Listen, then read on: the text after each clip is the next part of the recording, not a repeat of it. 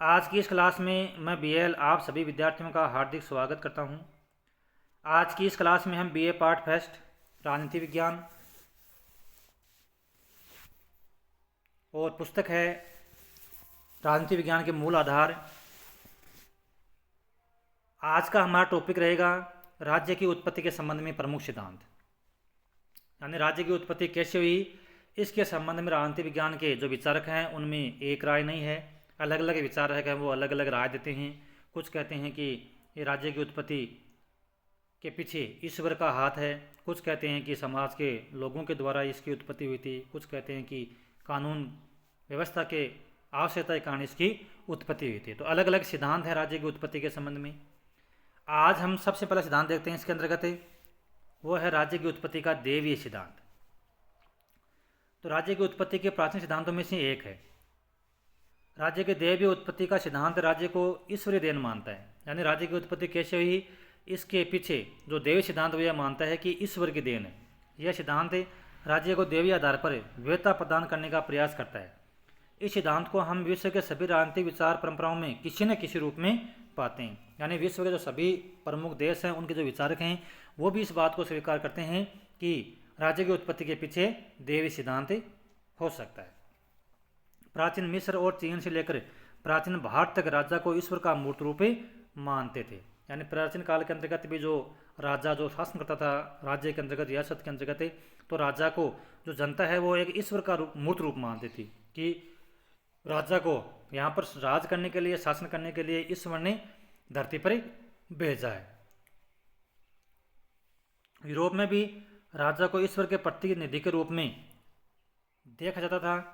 मध्यकाल यूरोप में इस सिद्धांत का सहारा राजाशाही और राजा की शक्तियों को वैधानिक प्रदान करने के लिए किया गया।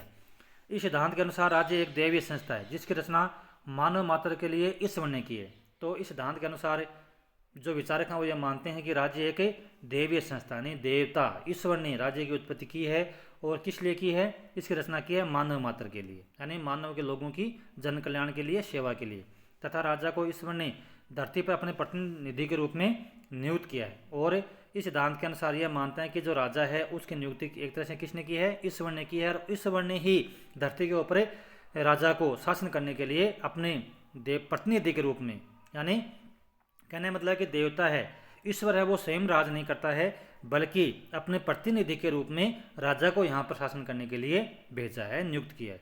राजा ईश्वर का प्रतिनिधि होने के कारण वह केवल ईश्वर के प्रति उत्तरदायी है, न कि अपने प्रजा के प्रति। और इस सिद्धांत यह मानता है कि जो राजा की उत्पत्ति है वो ईश्वर ने की है, तो राजा है वो ईश्वर के प्रति ही उत्तरदायी है, न कि जनता के प्रति। यह सिद्धांत राजा की शक्ति पर किसी प्रकार के नियंत्रण को अस्वीकार करता है एवं राजा द्वारा निरंकुश शासन का समर्थन करता है। तो यह सिद्धांत यह कहता है कि भाई राजा है इसकी उत्पत्ति ईश्वर ने की है, ईश्वर ने इसको राजा बना करके भेजा है, तो राजा के ऊपर जनता है वो प्रतिबंध नहीं लगा सकती, यानी उसके नियंत्रण को अस्वीकार करता है और राजा जैसा चाहे वैसा राज कर सकता है।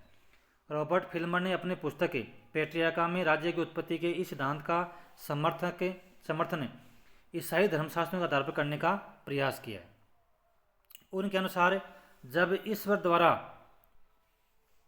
प्रथम मानव आदम की रचना की गई तो ईश्वर ने उसे मानव मात्र का प्रथम राजा भी नियुक्त किया था, तथा राजा और राजशाही इस देवी सिद्धांत के उत्तराधिकारी हैं।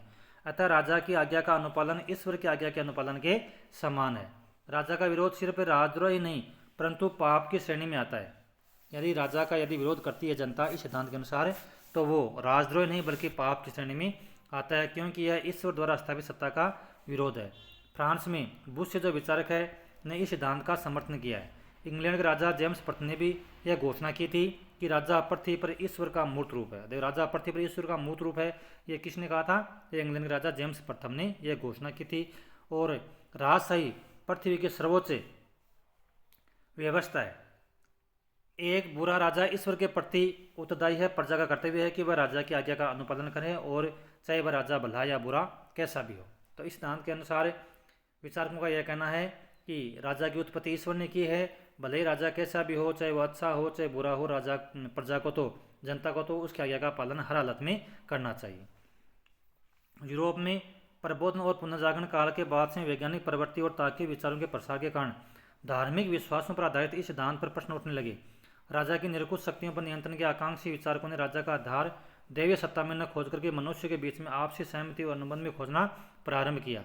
इसी प्रकार राज्य की उत्पत्ति के समाज उद्भव सिद्धांत का उद्भव हुआ। कहने का मतलब है कि बाद में जैसे धीरे धीरे समय बीता गया, लोगों ने इस सिद्धांत का विरोध करना भी शुरू कर दिया और बाद में यह माना गया कि राज्य की उत्पत्ति के पीछे ये कोई दैवीय शक्ति नहीं है, बल्कि लोगों ने ही अपनी आवश्यकता के कारण सिद्धांत का विकास किया था।